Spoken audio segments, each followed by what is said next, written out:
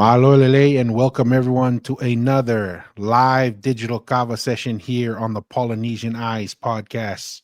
So another one says, when the Ha'amoa, Ha'atangaloa, and Ha'amaui reached the south or Tonga, people were already there. The Lapita people, and we enslaved them. They built the Ha'amonga. Tongans are from the Ha'amoa clan. Okay, we will revisit this once again. The Pulemele Mound. Mhm. The biggest identifier of the Pulemele Mound was during the height of the Tui Tonga, right? Between the 12th century and the 15th century is when the Pulemele Mound was built. Now, they're finding, we talked about if they were able, and then let's say this story is true. The Mm. Ha'amoa and the Ha'atangaloa and the Ha'amaui come from Ha'amoa. And they have all this knowledge to not only have military power, political power, but then the ability to organize resources and build monuments. Why can't we find these monuments in Ha'amoa? And the Mm. monuments that we have found, even to the first settlement of the Tui Manua Mm. study that we looked at, says that Mhm. Tui Manua is only about 500 years old and is roughly around the 1500s. Well, Mhm. that's still within the prime height of the Tui Tonga Empire. That's during Momo and Tuitatui's time. Okay. And Momo and Tuitatui are the one, two, three, the fourth settlement of the Tui Tonga. So that's at least 8 to 10 generations after Ahoetu. Okay. And so there are, and then a lot of people, a lot of people point to these Lapita settlements. I say, there's Lapita settlements, and then there's ruins by Polynesians. Don't confuse those. And even Mm. in that arena, the oldest Lapita settlement is in Nukuleka right now. Okay. Mm.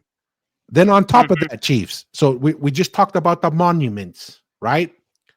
There's nothing in Ha'amoa. So it's hard for me to take this Ha'atangaloa, Ha'amaui, who lived in Ha'amoa, came down to Tongatapu and made these things. What's wrong with making them in Ha'amoa first? I would believe it that you would make Mm. it in Ha'amoa first before you could go outside. Yeah. Okay. And if they didn't do anything in Ha'amoa, but they started doing it in Tongatapu, well, that means it started in Tongatapu. Okay. Whatever Mm. it is, that's why the ruins are very important, right? The other thing I would say, even in Nukuleka, that ditch farming technique of Mm. building like a ditch to collect water and a variety of plants planted in that location to endure drought and bad seasons to farm. The oldest location of finding that practice is in Nukuleka on Tongatapu. They say that Mm. that is a necessary technology and technique in order to survive on these small islands throughout Polynesia. And the oldest one they find there. Then we go to tattooing. Ha'amoa says they have a monopoly on tattooing, but where do we find the oldest tattooing kit in Polynesia? Coincidentally, Tongatapu. in Tongatapu, and coincidentally, what's the name of the town? Pea, Bear. which happens to be very close to the Pea. Wonder if That there's was a a hot connection more. there. I Yeah. don't know. Yeah. Right. Mm. So, once again, Chiefs, this, as far as I can tell, and this is why I'm saying they keep saying, bring the receipts. The best that Ha'amoa has is oral history and some stories. That's the best that we've seen. Yeah. Any thoughts, Masi, while I go to the next Yeah. comment? No. I'm gonna just say that like even if you're correct though with Ha'amoa, like if there was a Ha'amoa in Tonga, why did why did they go back to Ha'amoa, which is Upolu or Savai'i and Tutuila to build some ruins if they had that knowledge? You know what I mean?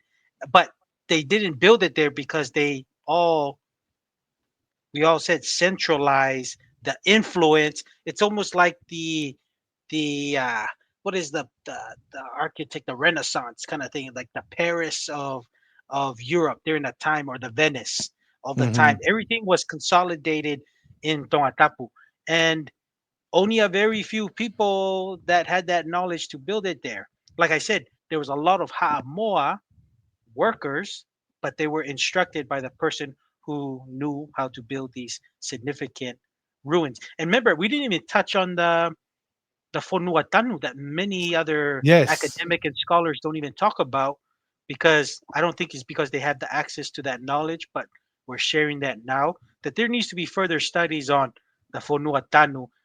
That's where the Langi Paipaio Terea and Namuala currently sit on. But that has long history of Ha'amoa workers coming, because there's a plot of land that is under our family that reference to the Samoans throwing, when they went to work, throwing their fue when they would come from Hmm. Ha'amoa, and their tokotoko on this on this plot of land before they went and kind of help with moving soil to cover the ocean to create new land.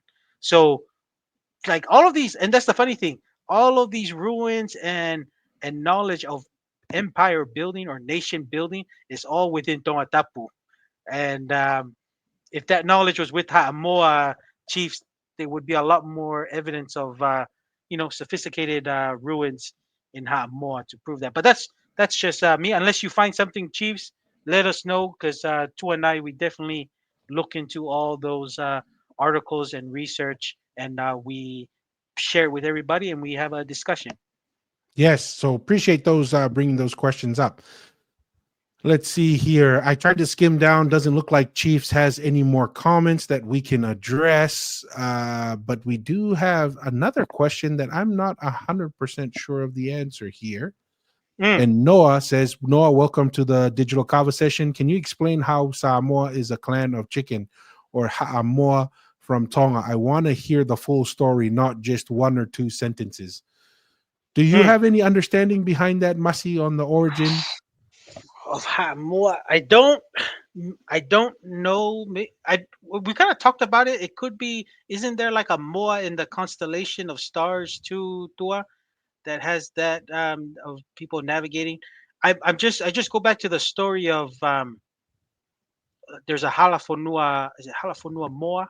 A part in Mua that has a story of people who first brought the moa from New Zealand and came and with the moa and made the name when they first brought the big huge moa from New Zealand to Tonga, to the Tui Tonga. I think it was Toi, went to New Zealand, a famous navigator in Tongan oral history.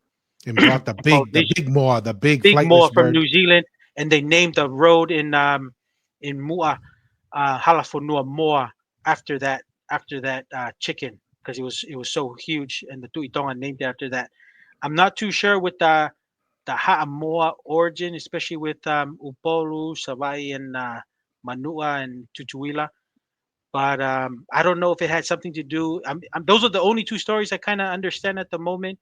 Is there some navigation purpose for that?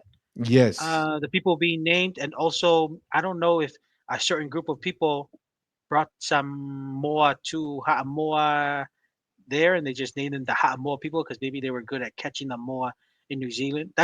I'm just thinking it out there, because those are the only two oral histories I can Yeah. I've You can think understood of right about. now. Well, yeah, yeah. Yeah. So what I understand, and I'm not the greatest with the oral histories, but one of the stories I've heard is there was a really good navigating family, Ha'amoa, and the reason why they were called Ha'amoa, one of their tools, because everybody had different tools, Mm, right? Everyone had their own different tools for navigation. And some people, it was you get close enough and they knew certain birds in certain areas during certain seasons.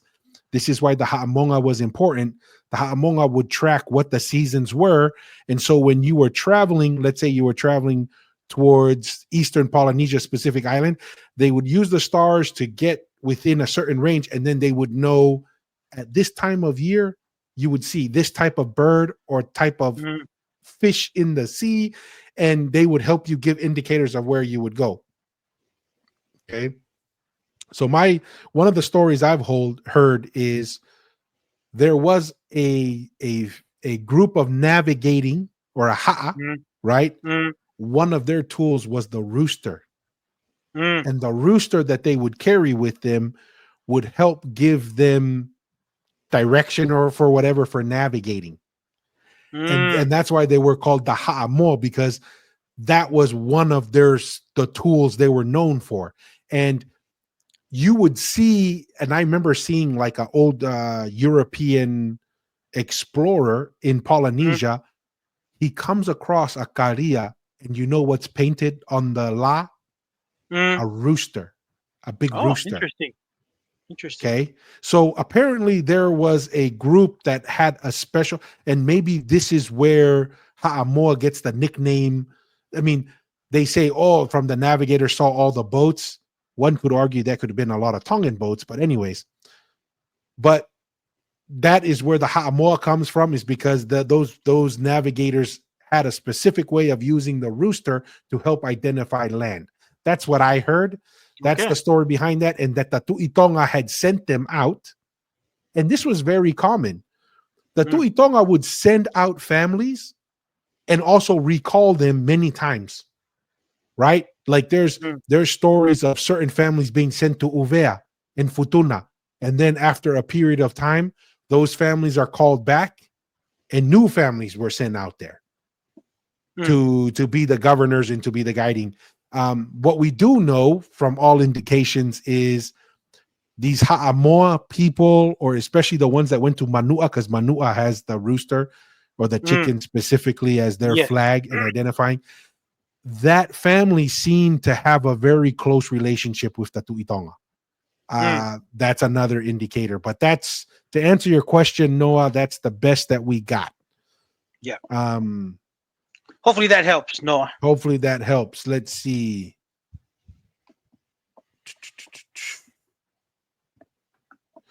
Here's another one from Noah. The only thing I agree with Polynesian eyes is that some Samoan chiefs got their power from Tui Tonga, but mostly from Savai'i, because Savai'i has the weakest links to the Tui Manua. Okay. Let me just read. Interesting. There is it. The only thing I agree with Polynesians is that some Samoans chiefs got their power from the Tui Tonga, but mostly from Savai'i, because Savai'i was the weakest links to the Tui Manua. Interesting. What you have any thoughts on that, Tua?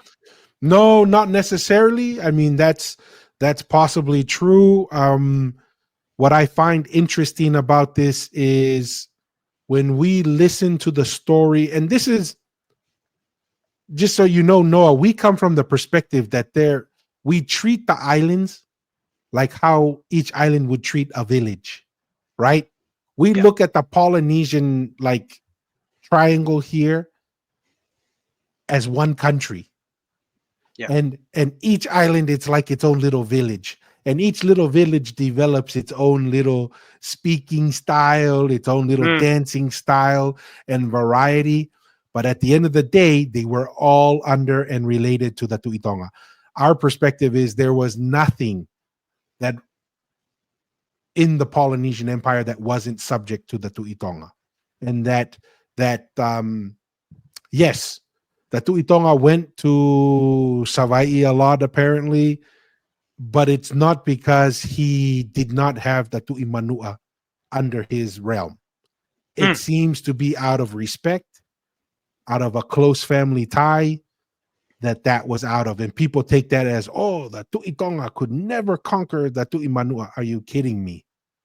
The Tui Manua is like on the smallest of islands. And if the Tui Tonga really wanted to conquer the Tui Manua, it would have happened, in my opinion. Yeah. Unless the Tui Manua had a big red button that had nuclear weapons on his Mm. on his Mm. island. But that is all under the Tui Tonga. And what I was going to say earlier was in William Mariner's book, after Ulukalala destroys or kills Tukuaho, where do a majority of the chiefs in Ha'apai and Vava'u go to? Hot more. They all go to Ha'amoa. This was all one nation, even when Mm. it was fragmented, because everybody was interrelated. But that's my thoughts on that. Must anything else to that? Yeah. I'm gonna challenge this a little bit, Noah, because I wouldn't say Savai'i, because even Upolu has strong Tui Tonga ties. There's a place in Upolu that's called Sa they call it Saina, but it's from the origin of that Saina. It's Saina, meaning tapu henna, like it's forbidding there. And a lot of the origin of of that place comes from the Tui Tonga when he would go from Savai'i to Upolu and he would rest there, and it was forbidden for the people of Upolu to go because it was forbidden sa ina, which is go around where the Tui Tonga was at. And there that village still exists today, and some people don't really understand the meaning of it, but it's sa ina, meaning tapu, tapu, like, fe alwaki kind of thing, like tapu henna kind of thing, what they use in Tonga. But sai nai means that's forbidding there. And here's another evidence to that, tua sa Mm-hmm. that saina. Usually the fa'alupenga is a is a greeting of certain villages with titles in all parts of Ha'amoa, in Upolu and Savai'i and Tutuila and all parts of Samoa, that somebody went around the whole villages and started recording of how they greet each family and prominent families from different villages. Saina doesn't have a fa'alupenga. They just had that Saina. Mm. In, they just put that with another village that's close by, but that village didn't have any fa'alupenga because that was a residence of a Tui Tonga, and it was only a time when he would go and have a resting place in Upolu, and that place was specifically for the Tui Tonga to rest at, and then that's was forbidding for people just to go and like walk around, walk past, because it was sa, which is Octapo. tapu. Eh? Yeah, yeah. No, that's a really interesting little nuance, right? And Mm, this is the other thing too. And I know Noah also says he's a Tui Manua believer. The assumption, meaning, I assume, Noah, that you say you believe that Tui Manua had an empire, right? mm, Even in the oral history in Ha'amoa, there was only one Tui Manua that united the Western Islands in Ha'amoa, mm, one mm, generation. Okay. mm. Very difficult for me to believe that if the Tui Manua was this massive empire, that you only have, even within the oral history, which is challenged significantly, that only one Tui Manua. And then what Mm. makes it even more challenging is there is a lot of oral history that over 50% of the Tui Manua were female, Yeah. right? That's why they can't keep track of how many Tui Manua title holders, because that's really difficult, right? When you're Yes. having certain females, and then when they have marriages to various other people, like, where do they end up going to? But yeah, that's why it's hard And to track it. it's hard to track. And then here's the other thing. We're being told by a lot of oral history, even in Manua, supposedly, with some of the scholars who went there, Halafonua Fekai who was the Tui Tonga. He decided to Yes, take upon himself the Tui Manua title yes, because his mother was a Tui Manua Fefine, and yes. he took the title over, which is why they went to Ha'amoa for 5 generations. So to say that they only had links to Savai'i would be incorrect according to some of the oral history, because the Tui Mm, Manua title was inherited at some points with the Tui Tonga because of the decentralized nature of Ha'amoa power structures, which was put that way by the Tui Tonga to ensure no one in Ha'amoa could consolidate power, right? Just like it was set up the same way in Uvea and Futuna, where it would mm, rotate between families. The Tui Manua wouldn't even be father to son, father to son. It would rotate correct. between a member of the Manua Yes, Islands. yeah, So, which would be another thing. This is why, you know, there is this conflict. There's a story about, and I was commenting on it earlier, of a guy from Micronesia who was saying how his island was settled from people from Manua, and it was from two brothers who challenged each other for the yeah. title of being king. Well, it could have been not necessarily two brothers, but two cousins from two different families, that which family was going to be the next Tui Manua. This was not an issue that the Tui Tonga faced. It was very clear it had to be father to son, father to son. Very few and very rare instances that the Tui Tonga had that didn't have a father to son line of inheritance. Which is that new, what is it? New Tamato is the New only Tamato, oral history that we have. yes. Yeah. Here, see, this is the kind of stuff that kind of makes me doubt chiefs. People think Ha'amoa means clan of chicken, but the original name is Ha'amoana. So yeah, the Ha'amoana settled Tonga and enslaved Masi chiefs. This is the problem with oral history. Anyone, I'm gonna have to take you to the oral history courts in Ha'amoa on this one. Get a Because I don't litigation know. Yeah, we're deal. gonna have to litigate this. All of a We have to sudden, we go ahead, Masi. no. I would say we have to take them to the Palangi courts to figure out our origin history. That doesn't make sense to me, Tua. We can't have a Talanoa in the Tanoa and discuss this, but looks like that's the problem, right? And that's the problem with navigating oral history because there's so many, and we don't know which one is the accurate one. But you know, looks like Chief has a million of them that needs to be litigated, and maybe that's why the Palangi courts exist See, in Hamoa. Eh? Chiefs, this is why Disney chose Moana as the main character because of the Moana? I mean, it's hard for me to kind of take this seriously, Chiefs. But we Maybe I could be appreciate wrong. your involvement in your comments, Chiefs Malo. Here, to me, this is a more interesting question by Noah here, Mm, right? mm, Tui Manua and Tui Tonga are equal, even as direct descendants of Tangaloa, like Tui Manua are famous for being direct descendants of Tangaloa Langi in Samoa. Any mm. thoughts on this one, Mr. Atearoa?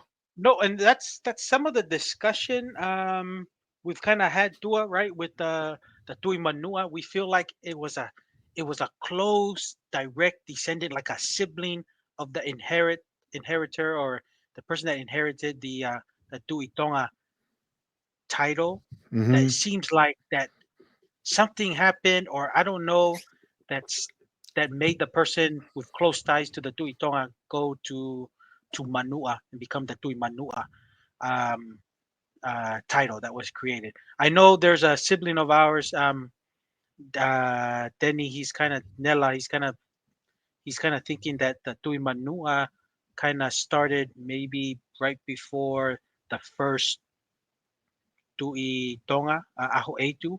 That's when it was kind of started. That's his understanding, but I don't know. I'm kind of more during the later Tui Tonga line. I don't know if it goes that far back because it seems like human activity from that research we've kind of saw Tua that it seems to be around that Tui Tonga when the Tui Tonga was at Timeline. its peak. Yes, at Yeah. its height. That kind of when the Tui Manua became a relevant figure in Polynesia in the Polynesian nation. So it I don't know if it was as equal because if we go by what Xiaoxi Ilayu says, it was from the mother and and then he inherited that title, but he always was referenced as the Tui Tonga because that's a even higher title from his father. It could be something like that. If it was as equal, maybe it will maybe equal as a respectful way, but not by influence, not by far. Tui Tonga by far had the wider influence, and their stories throughout Polynesia and even up to we're not remember and we're going to other ethnic people when we're talking about going to Vanuatu, Solomon Islands and Papua New Guinea of having references to the Tui'tonga. This is like a different class of people. So that's me. Not as equal in influence, but equal maybe in a respectful way because there seems to be some respectful showcase from the Tui Tonga during the peak of the empire of the Tui Tonga Empire to the Tui Manua. So I feel like it could be a sibling thing or something happened. But I don't know about you, Tua. What do you think? Yeah, I don't question that they more than likely were both descendants from Mm, Tangaloa. Just because Tangaloa, that's what made you Eiki back in the day, is you yes. descended from Tangaloa. Now, descendant and being the heir are two different things, which is kind of like what you're kind of mentioning, right? Mm, Could have descended from Tangaloa, but one who's the heir and one who's not the heir, there's a huge difference in power and influence. Just mm, like Aho Etu. Aho Etu was the youngest, but Tangaloa made him the heir, correct. which means he gets all the recognition, the prestige, and the older siblings serve the younger sibling. Now that's Get usually lesser kind of a titles. rare Correct. situation, but Mm, That to me, I think, yeah, they both come from Tangaloa. What I find interesting is, according to some of the people we spoke with, the Tangaloa we speak of is the Tangaloa who came and founded the Polynesian Empire with the Ha'amaui and the Taula. The oral history that I've been told, and granted, there's many versions of it, is the Tangaloa title in Ha'amoa. Mm, Supposedly, Tangaloa liked a guy's wife and then mm, gave his title of Tangaloa to the guy in order to have his wife. So if that were true, then really the Tangaloa name in Ha'amoa is not the quote unquote blood title. It mm. it was a title that was given. So that's the weird thing. Just like the Tonga Fusifonua, The he story of gets the Maui he hook. yeah, he gets basically his wife betrays him, and that's Yeah. how Maui gets the hook. What's the deal with all the spouse betrayal in some of these oral histories? I don't get it. It doesn't make sense. Tonga Fusifonua is basically deceived or sold out by his own wife, and that's how Tonga comes up. Tangaloa likes someone else's wife, and then he gives away his whole title to have the guy's wife. I don't know. It just seems like these are kava stories to Interesting. me. You know, this is why Very we interesting. appreciate oral history, but we also know oral history has some weakness, which is why it's nice to have oral history that has some scientific backing, some monuments, some Some some ruins. Uh, ruins. Kind of mm. helps us Oh, know, like, is this a Kalapu fake yeah. story or not? Yeah. Yeah. 100%. So, well, let's see here.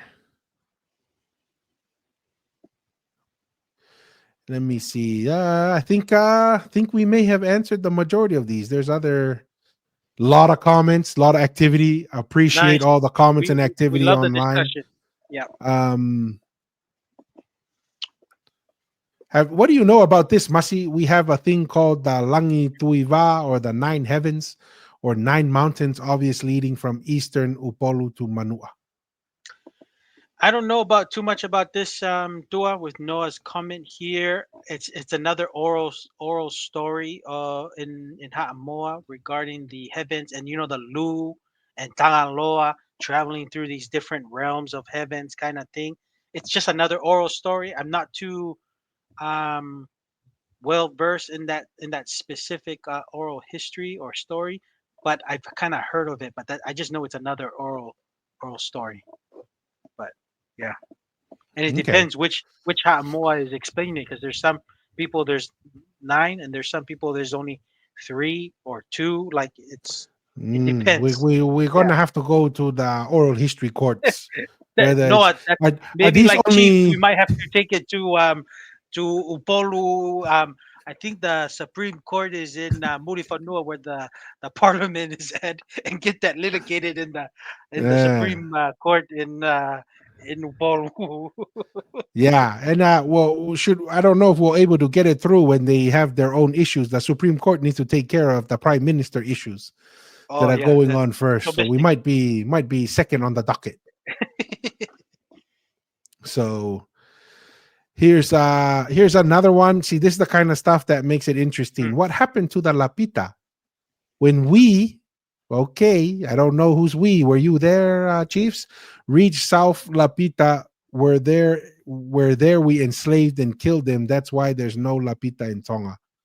Mind you, Lapita were black people. We were brown.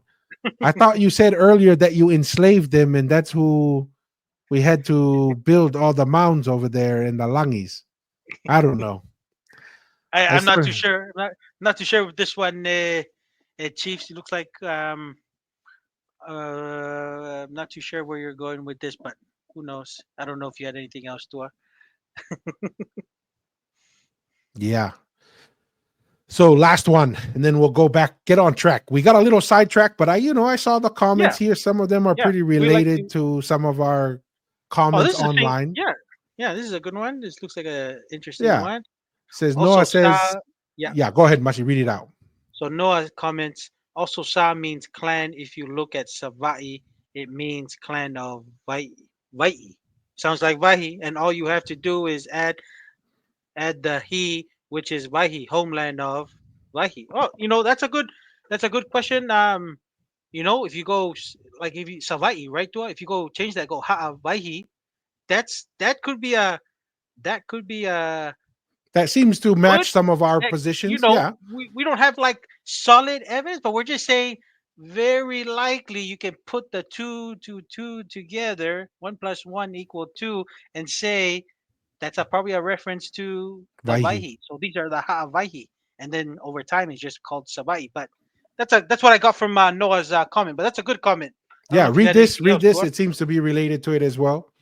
Okay, so Noah continues. Could Vaihi you claim to be original home of Tangaloa and Maui could have any connection to Savai'i? Even a Tongan Vaihi is northeast, which is literally Savai'i. To me, this is Vaihi is where the Tangaloa, Ha'a Maui, and the Ha'a Daula came from to kind of establish the Polynesian nation. Um, and to me, Savai'i is just a reference to those Ha'a, the Ha'a coming from those places. So that's just me. I'm not too sure with what Noah means to it with Tongan Vaihi is northeast, which is literally Sabai.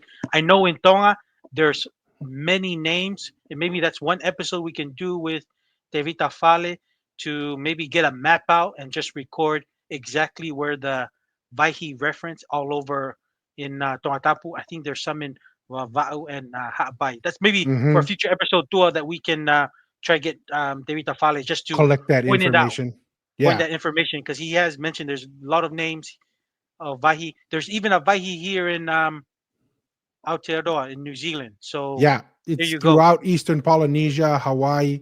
That's where Correct. Hawaii, the big Yes, island, is named yes, after, is right? Vaihi. Yeah. And I will say this, Noah. I agree.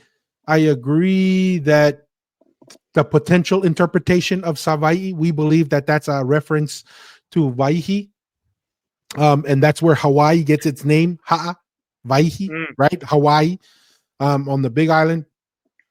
The only thing that I would say that challenges your position here strongly, Noah, is this: Tongan oral history says Vaihi is the far, far away land, mm, the motherland, right? But it's far, far away. Going from Tongatapu to Savai'i was literally for us like getting in the car and driving up to Walmart. yeah. Okay, we wouldn't reference if the Tongans came from Savai'i, we wouldn't reference Savai'i, that is a day and a half journey for our ancestors, as the far, far away land, when we know they were traveling to New Zealand, they were traveling all the way to Southeast Asia, they were traveling to the Americas, they were traveling up to Hawaii, and even going to Hawaii, they would never say that that's the far, far away land, right? Mm, It has to be significantly far away, not a day and a half journey. So that would be kind of my biggest question mark. Though I probably would say your interpretation of Savai'i seems to make sense because it matches other places like Hawaii, where you could literally say that Hawaii is Ha'avaihi, right? yes. Just like Savai'i, like you're interpreting here. Mm. Um, I don't know. That's my thoughts Good there. question. So, Good question yes. though, Noah. All right. This is a good one. This is a good Ooh, one here that we're gonna go to ooh. next. This is part of the program. Oh We yeah. are very familiar with this character here. I think a lot of people are familiar with King Afa, right? Some of the Mm-hmm, you either love him or hate him. A lot of people hate mm-hmm. him. We like it. We like he puts out content, gives us stuff to react to. We've reacted to some of King Afa's content, but this is a very interesting one. Um, and I think this is an interesting thing here. So this is Tui'one Pulotu, very well known carver, traditional Polynesian carver. I think he's probably the most decorated Yes. Polynesian carver Ev- alive. Is that pretty Alive that safe we. to say? Yes, yes, yes. I mean, I don't know anyone to maybe since. whew, you're talking maybe since the 1800s, like somebody that was, but Tui'one, he's a big deal throughout Polynesia and outside of Polynesia circles. Yeah. Yeah. So this is an interesting interview here. So we're gonna just do a quick reaction to it, and we'll go from there. Hmm. I don't do what the carvers do. I don't do tiki anymore because they are doing it.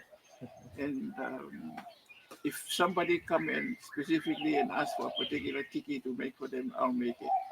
But but but I don't compete with them. I don't do what they do. So I make my own. Uh, we we we try to avoid using aqua, the god thing. We just refer to them as tiki.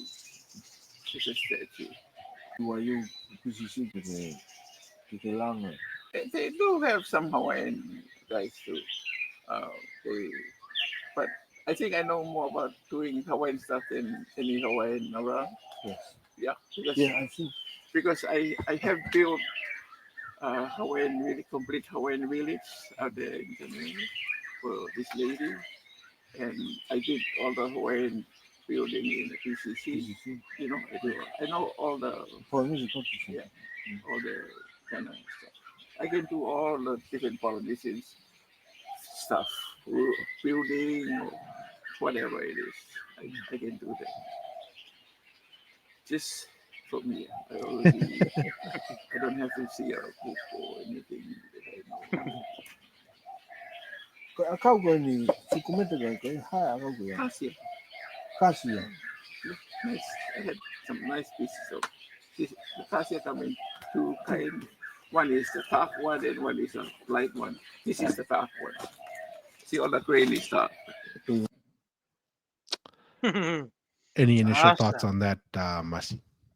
Well, the one that caught my attention to is I know everything here. I don't need the Hawaiian. When he says he needs to build some Hawaiian structure or their tikis or some of their stuff because he's done it all. And he asked him, "How does he know?" He's like, "I just have it in here." He sounds like to me to Ha'atufunga for the Tui Tonga. Like, you That's know what what I I was mean? thinking. Yeah. He sounds like he is the he actually has built entire Hawaiian structures in Polynesian Culture Center, which is probably the number one tourist attraction in Hawaii. And then he's built many other Hawaiian structures for other Hawaiians. And he just some people, and it just reminds me of David Tafale when people always ask him, "What's your reference? What's your degree?" and all these things. He's like, it's just all in here. It's either you have it or you don't. And that is just so that is so that just speaks of somebody who's never been colonized. Only who no other Polynesian part of people would ever say, because you've had a broken knowledge somewhere, and you're not too sure with a Polynesian neighbor if that's how they do things. But when you're the when you he's speaking like somebody that comes from the center of the empire.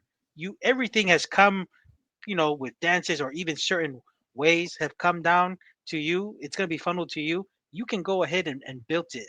And I just find that very, very, very Tongan for him to say it's all up in here. I don't have to speak to any Hawaiian or even like a Maori, especially the ones, Maori expert or Hawaiian expert. He can just say, I just know what they're doing.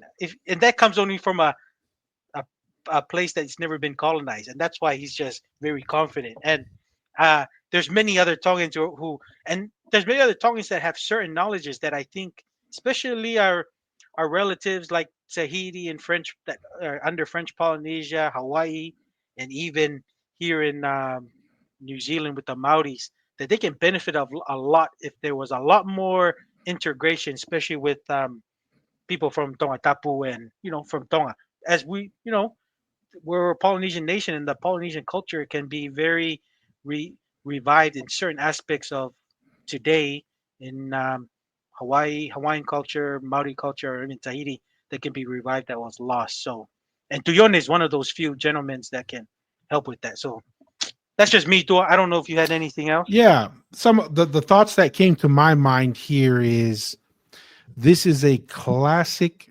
modern example of Ha'atufunga and how it functioned, Mm, right? If we wanted to get an understanding of let's go back to the example of Captain Cook, mm, where the Tongans set up that what he said it was like what 80 feet in the air yeah. in like less than a couple minutes. They're there for the Inasi, and within a command and within a couple minutes, the Ha'atufunga, whose their specialty is building these structures, in a matter of minutes, using bamboo, build a structure that is like 60 feet high and Mm, holds hundreds of pounds of food like this. That is what we call specialization, right? In the Western world, people like Mr. Ford developed the assembly line and developed specialization, means you got really good at doing these really good mm, from practice and doing it over and over and over and over again. We had that specialization in different skill sets. It just was exercised a little bit differently. Rather in the open market, it was held within families, and families within families developed that special skill, right? And that is a prime example of Tui'one Pulotu right there, right? mm, He took that ancient skill and developed it over in a modern setting, but mm, it's the same idea as our Ha'atufunga had. And this mm, is where I'm getting to as to so many examples of why Tonga was the center of the empire, because you have all those specialties across the board. Because of unified power and structure, you had that. And this is why certain families, and this may be the reason, we mentioned earlier, Masi, that certain families would be sent, right? yeah. And then called back, and other families would be sent. Who is to say that a certain family, hey, these group of islands, we need to develop this skill set over there, which is literally Mm, what happened. What mm, happened when they found the right wood to do the karias in Fiji? yeah. We sent Then, families who were yeah. boat builders, says, hey, Live in go and Fiji. Yeah. develop that production plant. You Yeah. basically made it a production plant. Yeah. Send over the families who have the skill sets. That tufunga, you go there because that's where the resources are. We also have identified that in Ha'amoa was the stone axe, right? And that was like they found like little production plants on throughout Ha'amoa with the lava stone. Mm, And they've done the studies. I've read through the studies where they found like little areas, like that's what they specialized in. They were just making these stone axes over and mm, over, and then they were shipped everywhere. A lot of that is expressed through how Tongatapu and the Tui Tonga was structured. We don't find that with the Tui Manua. We don't find that with Marietoa. We don't find that with any of the, what is it, something Fa, or the different clans in Ha'amoa that unified all of Ha'amoa to produce that kind of specialization. We don't find that there, mm, and that's actually true of throughout Polynesia. There's only one place that we find that, and that is on Tongatapu. mm. Yeah. No. Great point, Tua. Great point. But hey, it's I love I love Tui'one Pulotu in this comic. It just reminds me of the old school, and I just cherish those kind of thinkers, Tua, because they're getting to that age, that 70 and up, and they're it's once that era is done, it's just gonna be the next generation to see who steps up and to maintain that knowledge. But man, I just enjoyed that video. It was funny. Here's a comment, Masi. What are your thoughts? He says they do have it in Ha'amoa. That specialization, I think, is what he's referencing. Um, in the tattoo. Specialization in the tattoo. What are your thoughts on that? Um, yeah, no, I mean, like, regarding the specialization of tufunga, especially in tattooing. Yeah, I mean, there were tufungas in Tonga, but right when the empire, just to answer T's question, when the Tongan Empire and influence shrunk with Tupou the First, creating the modern Tonga, and then he did his because I believe Tupou the First also had a Tatatau too on him, Yes. and he being believer in the new religion, he banned it, and then obviously Tonga being under his authority per se, all all kind of lost that knowledge of that tufunga in Tonga. But and that's the good thing about the Ha'amoa system, right? When you're different, when you've never consolidated into one single power, and they've been colonized through Germany and also with The U.S. Britain, the Britain and the U.S.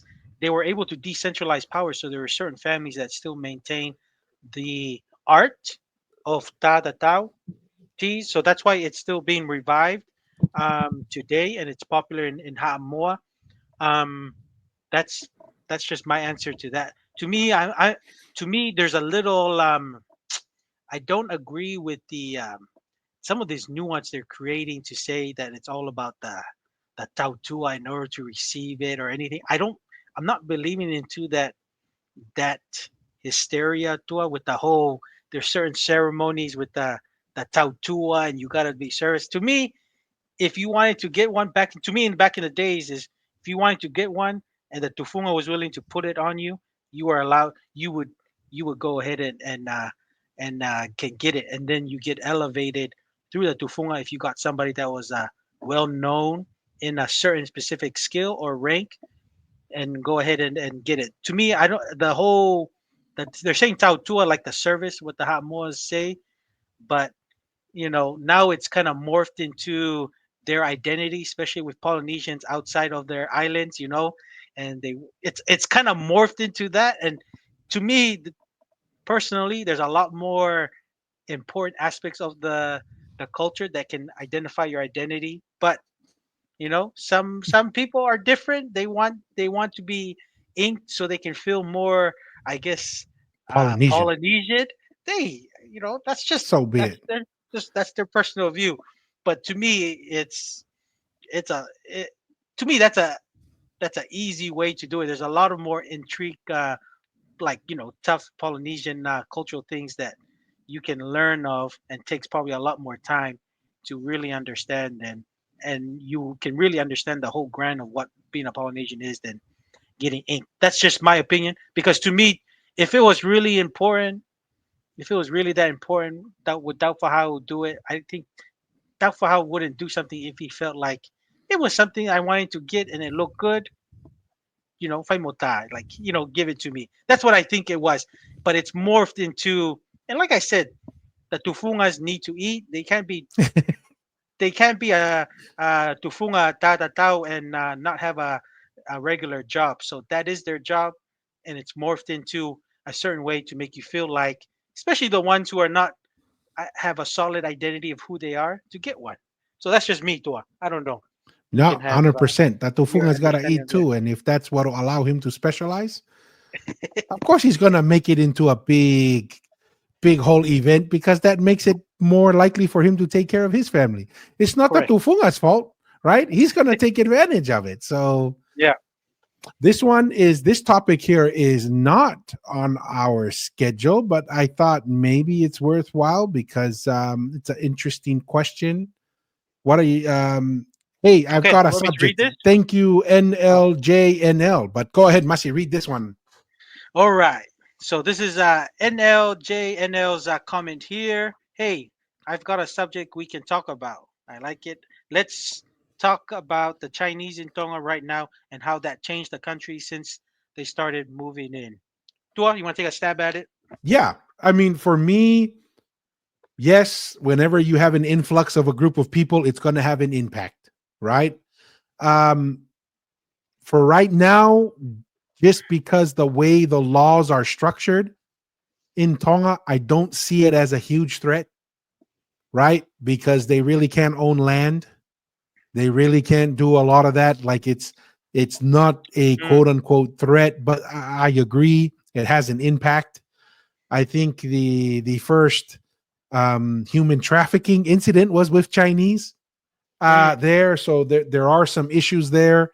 But I think overall, if I were to say, is it a net positive or a net negative, I'd probably lean towards a net positive, in my opinion, because they do bring, access to goods from China, that as long as it's not, food goods, if it's mostly like not food products, but just kind of general products, I think it really helps the people, in my opinion. You could always make the argument of, it hurts our local businesses. Yes and no, but if Tonga wants to protect that, then take a book out of Uncle Donald's tariff scheme, and we can impose some tariffs if we want to, if we want to help protect the local businesses a little bit more. But I recognize there's a change, but if I were to say net positive or negative, I'll lean towards it's a net positive overall, in my opinion. Yeah. Just my addition here. I don't think it's a big deal. And LJNL, to me, it's not a big deal. Like some of the overseas people are making it. One, they are leasing land with a Tongan. So in order for them, a lot of these Chinese are partnering with Tongans who have land, leasing it to the Tongan, leasing it to the Chinese, and the Chinese are paying the Tongan guy. And then to me, it's a discussion of, if that Tongan guy is probably getting ripped off for what he's paid, then that's his problem, because at the end of the day, he's the one negotiating, and he's probably didn't have a good representative, or he's not representing uh, his argument or the price for that land, and that's his problem. But to me, I don't think there's a huge issue. I know economically, with money wise, and they're doing business, the Chinese, apparently there's a data, I guess the money flow to us like 60% or something, the Chinese businessmen, but I don't know about that. That's just what people are talking about. But to me, it's the structure right now, with us not letting Chinese have land. They can use the land for, I believe you can go up to 99 years to On a lease, lease, yeah. on a lease. To me, that is fine, as long as they can't own it. We should be fine at the moment. There's been changes, of course, with some, with Chinese being in Tonga. There's introduction of the way they do things that are probably, different from what Tongans do. The amount of vegetables, and maybe even, the whole sapasui thing, without the Chinese being introduced to to uh, to Tonga, and even Hamoa, the important food that's been part of the Polynesian meal, sapasui, is a Chinese introduced. So the Chinese have introduced good stuff.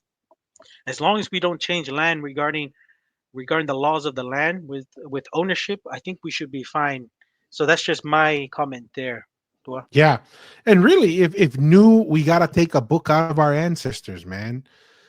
When new challenges arise, we got to think out of the box. We got to look at what's best for us, how to take the good, try and minimize the bad. And you know what the number one thing is also, NLJNL? Ai lo tu ke mo'oni.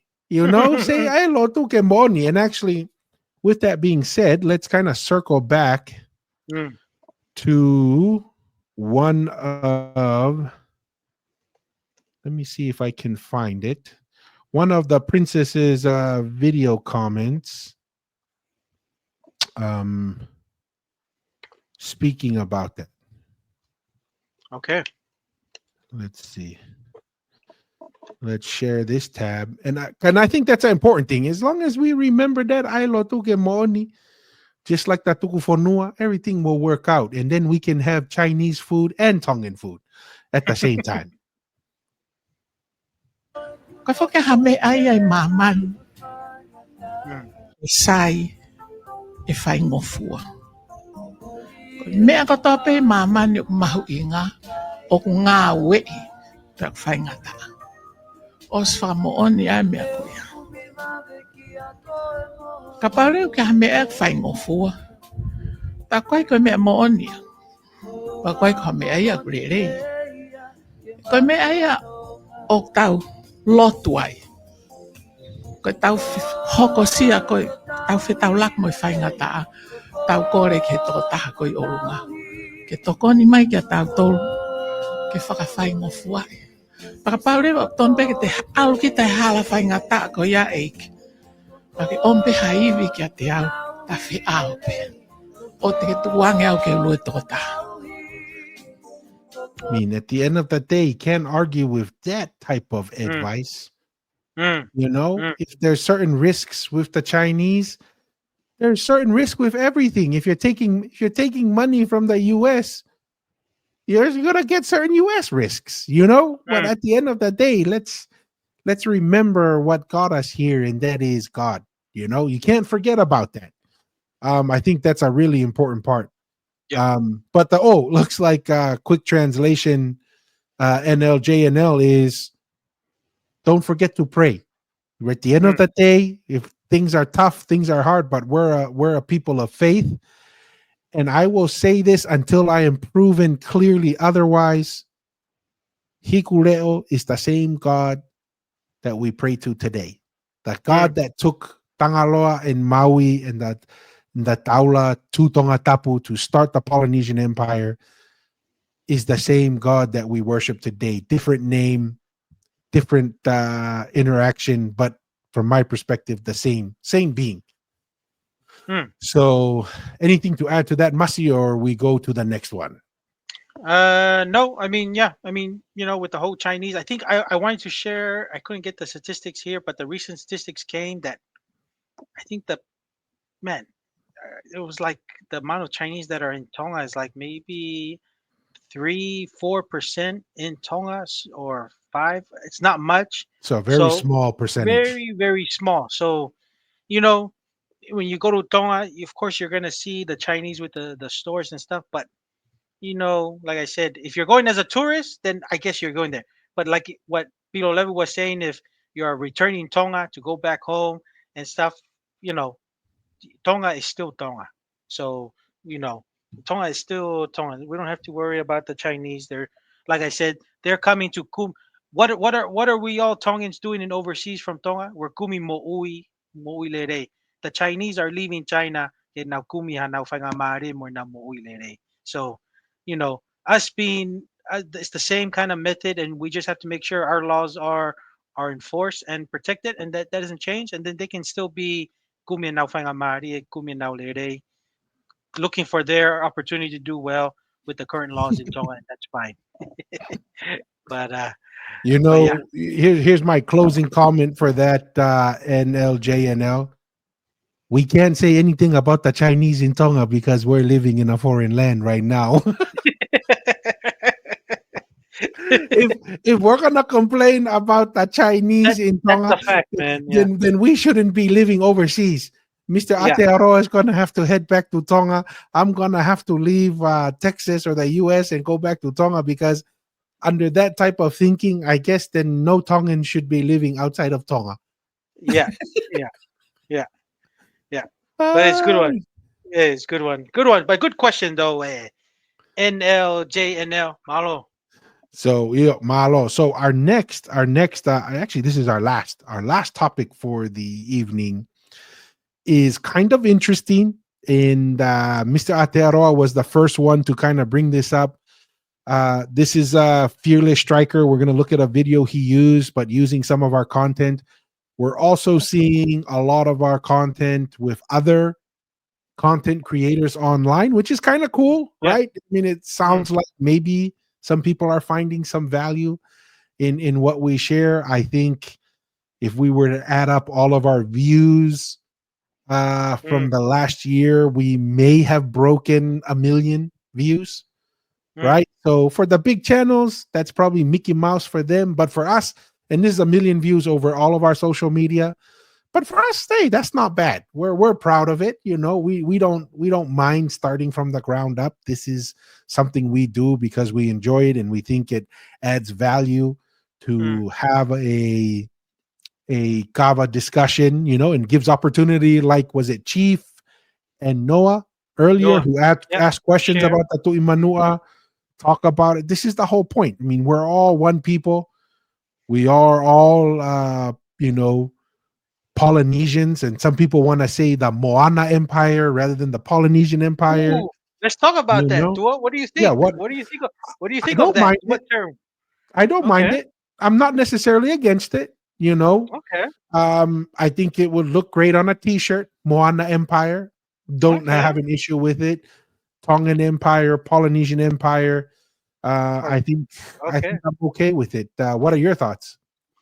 I'm just gonna share here. I like to stick with the heritage part because it's a specific people. The Moana, if you want to go Moana, the Pacific Ocean kind of goes all the way to Japan, can go all the way to to different places. So I don't know. I'm fine with that Moana because to me, Moana is just a vast. To me, the definition is more like vast, big ocean, right? Mm-hmm. Vast, big ocean. But I like to think. I think to make us more unique. I think unless we come with a better word, I don't know if Moana's the word, Dua, just to me, because it's just a reference to, Polynesian languages. It's all a reference to a vast ocean, very big body, massive ocean. And that connects to, even goes to all the way to like, all different parts of, even Japan, Korea, up to China. It's too vast. I think, this is just me. I just like to think of us being a specific unit people. That's why I like the Polynesian Empire or Polynesian nation, So that's just me. I'm just thinking it more of our heritage, which is makes us unique, makes us who we are now. That's just me. Mm-hmm. Yeah. I mean, here's an interesting comment on that is the Tui Empire, right? The Tui Because it is the empires, Tui yeah, Tonga that seems to be a line, Tui you seems to know. be like a people with that Tui seems to be a high title holder because there's lots of Tui'ana, Tui, Yeah. in the Samoa. There's a lot of the Tui, of course the Tui Tonga. But hey, I like That that one. might I make just like it. sense. Yeah. I like a name to be focused specifically on our heritage or culture because the Moana is yes we were the best navigators, but like to me the Moana literally just Too means broad. too broad. It literally means massive ocean, and that vast Pacific Ocean, you're going all the way up to Asia, up to Antarctica. Like it's too broad to me. But Mm. yeah, I like Yeah. to focus on our heritage and our unique culture. Not Yeah. very interesting. Yeah. I mean, that's kind of interesting. We'll see. I do kind of like the Tui Empire because that Mm, is yeah. primarily a Mm, Polynesian feature term. yeah. So that could be interesting. Maria, Malo. Malo Okay, Polynesian so Prince. with coming back to our last segment, Okay. um, we're seeing a lot more people using our content, and we like that. We do the same thing with Kava University and the great work that he does with William Mariner. So we are by all means, we don't be like, oh, that's our content. You can't use that. We don't want to be those people who cry appropriation. Mm, We're putting it out there. We just want people to talk. We just want more people talking about our heritage, our history, our people, and not just quote unquote Tongan, but kind of that Polynesian, that Tui kind of mm, culture, mm. Moana culture, whatever that is. I think we have a lot to be proud of, and we have to really talk about it more because it's really important to us. Um, oh, you know what, Renegade? That is a great question. We'll make that What's up? our last or closing one. Oh, it looks like there's a couple more questions. We'll finish this segment and then we'll close out. Looks like there's a couple questions I'm seeing popping up in the comments, Masi. But Okay. this is one of the videos that Fearless Striker. He's pretty active on social media. Seems like he does a lot of great work online. So he did do a video edit of some of our content. And I think this is an important question because some people laugh at this. They're kind of laughing. What? Who cares? This is like a stupid question. I was like, well, it's stupid if you don't know, I guess. Don't know. I mean, why you? But let's take a look at it real quick and then kind of do a reaction. All right. Question was, what are you doing? Eh? Like, why are you here? And Captain Cook says, of all the islands they visited, this was the only island that asked me what I was doing there. And your thoughts on why you think that stuck out to Captain Cook, and why do you think the Tui Tonga asked him that question? Well, I think because when, especially Balangis or Caucasians would go to other Pacific islands, it was a wow factor. They were surprised and stuff. But apparently, because Tonga and because of how it was structured, there was a lot of navigation. So seeing different kind of people and interacting with different kind of people, Tongans were not too surprised, especially the ones like the Tui Tonga leadership and people with high status, because they were used to meeting with non-Polynesians or people outside of the Pacific realm. Because I've heard Tongans out of all the Pacific islands where we were used to engaging with non-Polynesian. What are your thoughts, Mr. Atearoa? Why is that such an important question that we thought it was important to talk about that? Yeah, because it just shows the rank of it shows the understanding and the knowledge of there's a world bigger than the island that the Tui Tonga specifically had. Because what was the Tui Tonga doing? Because their stories, I think we've talked to Daniela about it, Tua, where there's some stories that Maui, maybe with some Tui Tonga title holders, or they were not Tui Tonga yet, or whatever, making it all the way out to Japan and getting some, you know, some understanding to Asia, and getting like some of the headdress, kind of the symbol of the The Mau headdress. Kisi Kisi, and that's where that Maui name Kisi comes Kisi, from. yes, comes from. So, and not only that, just to add on top of that, Tua, where was the most shipwrecked of European boats in all of Polynesia? That Yes. happened. That happened in pretty much in Ewa, Tongatapu, Ha'apai, and Babao. So obviously we weren't too scared of interacting and engaging with Europeans, right? When they first And I came. just want to clarify, when Masi is saying shipwreck, this is not from natural disasters. Yes. This is from Tongan disasters on the ships. The Man-made. Tongans, This is man-made. man-made Yes. natural disaster. So yeah, so if you think about it, Cook was really lucky with the reputation Tonga had. But thank goodness they didn't have fast communication, because Cook wouldn't come by Tonga if that was the case. But no, just that evidence, the evidence of the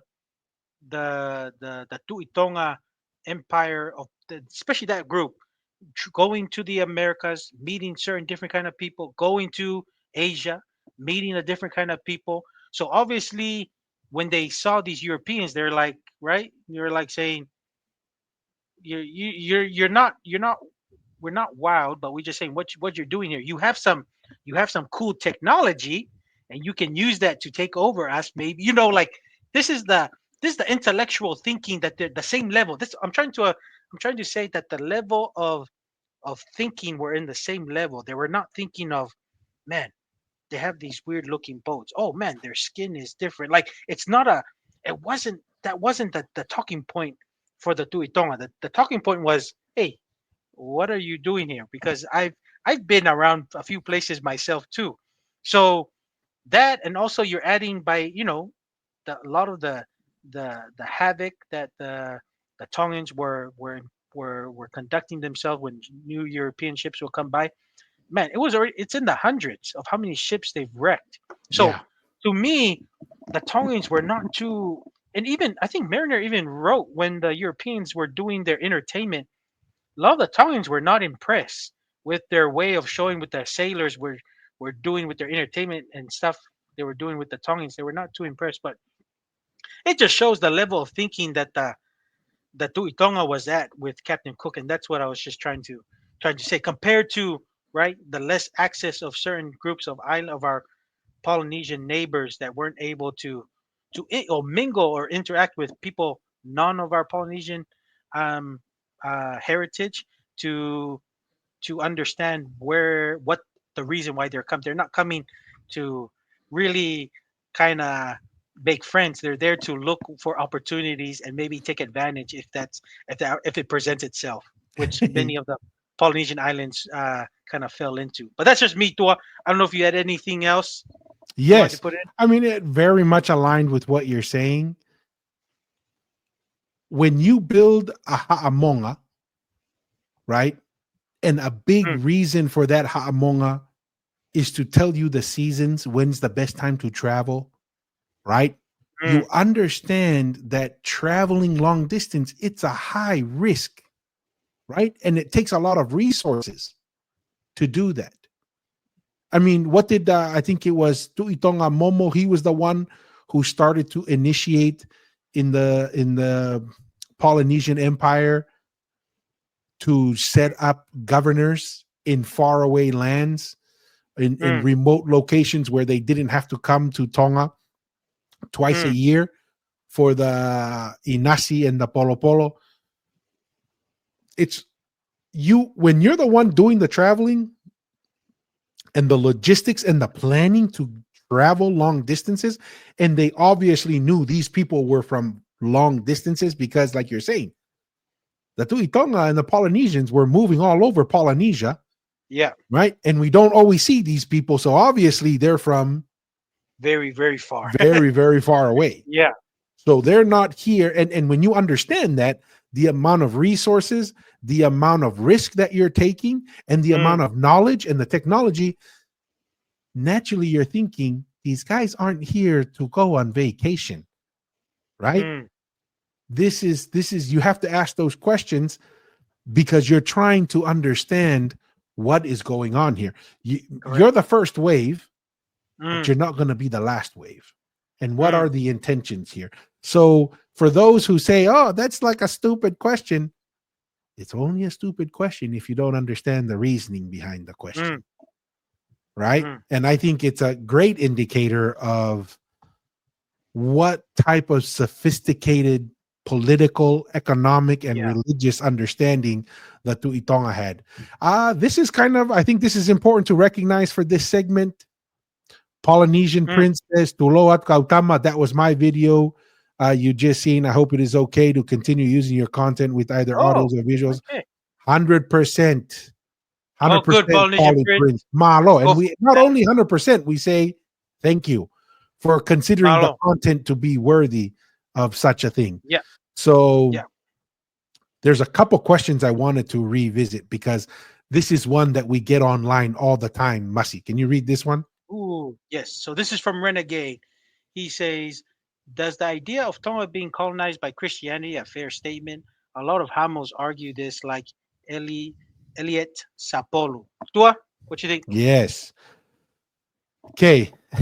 Number one, if that's what you're going to call colonization, then everyone's been colonized, right? Because you're saying a colonization of ideas. Ideas flow freely, right? So if you like this kind of rap rather than that type of reggae, oh, sorry, man, you're colonized. There gotta be a little bit more rigid of a position, right? Rather than just saying, oh, because of Christianity. And I think we did a pretty good job because we walked through this Renegade and we actually thought it might be a good idea to bring that young lady that is that Elliot Sapolu, that one guy that we watched his video? Yeah. To bring the young lady he was kind of critiquing there because that kind of thinking Renegade is because they don't understand Tongan history, right? They don't understand how Christianity in many ways had a lot of parallels. And I want to make this distinction. There's the old religion that we could probably say that Tangaloa and Maui and the Taula brought. That was very different than the general practice of religion in Tonga when Tupou the First was uniting Tonga under Christianity. And this is something that is a nuance that not a lot of people make this distinction. There was the government and the religion was disintegrating, right? And there were, just like the government, this is what is funny that I think is kind of interesting today. Religion and government are almost the same thing. They're interconnected. You can never fully separate. And we can have that conversation about the separation of church and state. that is, as I've gone through and looked, that's not a correct way to look at it. Religion and governance are very closely tied, Yeah. right? And when Tonga goes through its disintegration of the Tongan or Polynesian Empire, not only is the government disintegrated into factions, so is the religion. The Mm. religion breaks it into factions, and there was no longer a unified religion under the traditional taulas. Each chiefdom started having its own religion, and they actually started worshiping some of Myth the or old something. Yeah. chiefs. Yes, the ancestors, a great chief in their area became a god, and they pray to that. On all the record that I understand, Tupou the first, when he was going around demolishing the quote unquote old religion, it was that. Do you know where the old religion was headquartered? In Mu'a with the Tui Mm. Tonga, because the Tui Tonga was a religious figure. Mm. He went and cleansed everywhere except for What? Mu'a, where the original and old religion was. So that's one thing. The second thing is Amber Alert. Yep. The second Weather thing weather is alert. weather alert. Yep. The second thing is this: there are many Christian missionaries who looked at ancient Tongan practices and knowledge and said, these people behave like ancient Israel. Some of the Mm. rituals, some of the knowledge of an afterlife, very similar to ancient Israel and the beliefs of ancient Israel. So, my position is this: if you have to point to Christianity as being colonized, that is finding an excuse. That means you don't have a good position on attacking Tonga's ability to remain independent. So you have to use something that Tongans embraced freely. And I know he Mm. challenges that Tongans didn't choose it. We challenge that heavily. But second, the old religion, from our perspective, had a lot of parallels with Christianity. And that's why a lot of people in Polynesia embraced it. That's my response to that, Mr. Atearo. Nice. No, Renegade, I would suggest for you to check out Maui Tekelangi. He's the one that we did the last live, I believe, Tua, with Mm, him. He's not on our video section, but if you go in the live, he's there. He goes through kind of filling the gaps of the ill-informed information that Sapolu kind of has when he talks about the Tongans not being freed, but he's not getting that information correctly because he's going off a, a narrative or a record that was recorded by a Balangi gentleman that didn't understand the cultural and the historic context in the Tongan history of what Tupou the First was actually doing. Um, to that. So it wasn't he. That's a good understanding of that. And just regarding the Christianity, do it like what you said. It's an idea. So that how can Tonga be colonized through an idea? That means everyone who used paper money of how we exchange goods, we've all been colonized. colonized. Like you've been mentioning, because the idea of money exchange. Well, I don't know. Do you know Tua, who's the first country to do the paper money thing? So that Mm-mm. yeah. So I'm just trying to say like that. Everyone who takes and borrows an idea to create a civilization, it's not the definition of colonization of what other people suggesting. It's just kind of like somebody just trying to pick at Tonga because we are unique and different, but they need to understand, and we've touched on it, that we are part of the Polynesian nation, and to have the root of the Polynesian nation not contaminated and unbroken with our history, that we be able to kind of correct. And that's kind of why we've kind of set this platform for us to discuss and come from this angle, because not many of our Polynesian people can can explain the history, kind of what we're doing, because no one really talks about it. It's almost like a touchy subject a little bit to us. That's why many people don't talk about it, because maybe because they feel like they put down the Ha'amoa or the Tahiti or the Hawaii or the Maori because of what happened. But hey, colonization is the process of it was ugly, but at the same time we all need to be proud of us surviving so that we can say not all of our Polynesian brothers and sisters were colonized.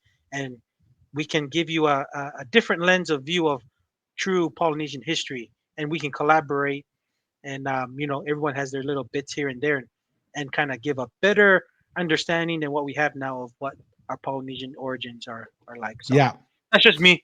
No, and my last comment on this, another way to express the weakness of this idea, renegade, is if you believed in this idea, you're basically saying you're not able or willing to adapt and take a good idea and use it for your benefit. So if you really believe in this idea, well, that's exactly why you got colonized, because you weren't willing or able to take the good and apply it and use it to your benefit. This is the reason why Tonga survived colonization. We saw good in Christianity, we adopted it. We saw good in what a constitution could do, we adopted it. Our leaders saw the good that would come from freeing the people, we adopted it. We saw the good in keeping our government run in our own language, so we kept that. So we took the good from our history, our culture, our thousands of years of the civilization functioning. We held on to the necessary pieces, and then where there are other pieces in the new environment, we took that. That's why, to me, if we adopted this idea that Elliot Sapolu presents here, Tonga would not have survived. Yeah. Okay. And then to make it even worse, like Masi is saying, is so we're saying I can't accept any good idea because that means I've been colonized. I can't go get a master's. So Elliot Sapolu has been colonized because he became a lawyer, right? Who created common law? Who created that structure? At the Palangi University. At the Palangi University. So, I mean, this is what I'm saying. When you got to come up with these kinds of things, just say that you don't have a good argument against Tonga keeping its sovereignty. So that's I think we've beat that horse to death there. We take that as a very weak argument, renegade. To be honest.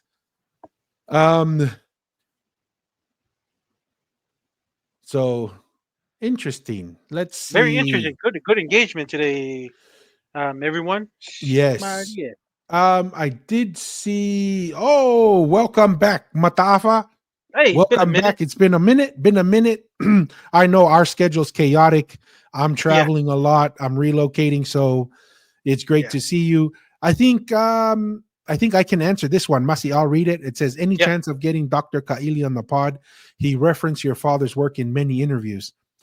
Mataafa, we have reached out directly to Mr. Ka'ili. He's even made comments on some of our YouTube videos. We have invited him. So far, his last comment to us was once he finishes viewing all of our videos, then he will join us. Well, I guess because we're always making new videos, he may never get there, but we do have an open invitation for him to join us. And we once again, if Professor Ka'ili is watching this, we've even, who did we reach out to, Masi, on your end? Professor? I've reached out to Okushi Tino Mahina. And had multiple conversations with him on the phone. I just got a text to give him a call back, and we're working on it. We're working on the background, everyone. Just to get everyone from different views joining our platform and just have a real talanoa, not a talanoa that makes you, get people that people are not talking about important things of our origin. Just talanoa with not people being offended. Just let the talanoa happen in the flow. Yes. No, 100%. And we're not necessarily, and we want, if any of these people that have different concepts or ideas from us, we're not looking to have quote unquote a debate. We're looking to have a conversation. We know we're not foolish to think we're going to resolve every question and concern in the world on our show. But what we think would be more valuable, have those ideas presented, because we think people having conversations, as long as the ideas are given an opportunity to show their technique and their style, then every viewer and listener can decide whether one is guillotine is better than the other guy's triangle or knockout power or kick, and everyone can make their own conclusion of which idea seems to have the best chance of doing well. Oh yeah, wait. Tease asked me this question. Tua, why did you get a new camera for your setup? Yeah, I see HD my tonight. Oh, Shit, yeah. Masi Tease, I think it's from all the lights in Vegas. Mahalo ko rub off the lights from Vegas or Reno. I've been in Reno the whole week, Eh. right? I only spent a couple days in Vegas. Spent most of my time in Reno, so maybe it's the Reno air, Tease. I don't know. Nevada air. Yeah. Ki makehe ange AI Nevada ki Iyo. Texas. Eh? Yahweh. Let's see here.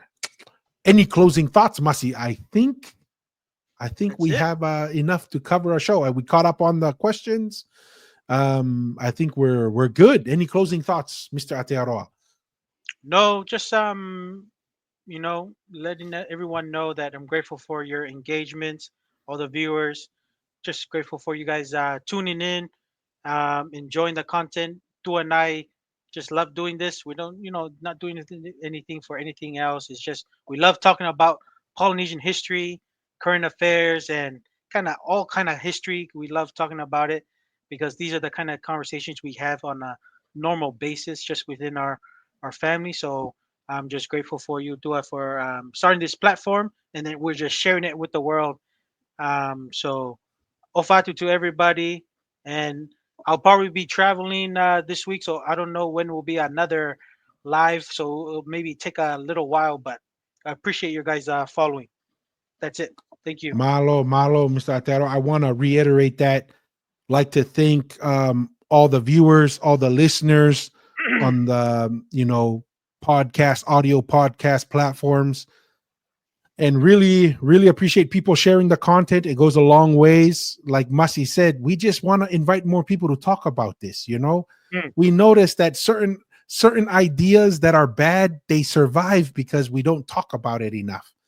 And if the bad ideas are given full control, then it impacts us. It'll impact generations from us. And really grateful for Mr. Atearoa's time. It's a labor of love and it takes time and energy. So appreciate his time. And to close, as we always say, guys, stay curious, be bold, and don't be afraid to ask the hard questions. Until next time, peace. Take care, everyone. Malo.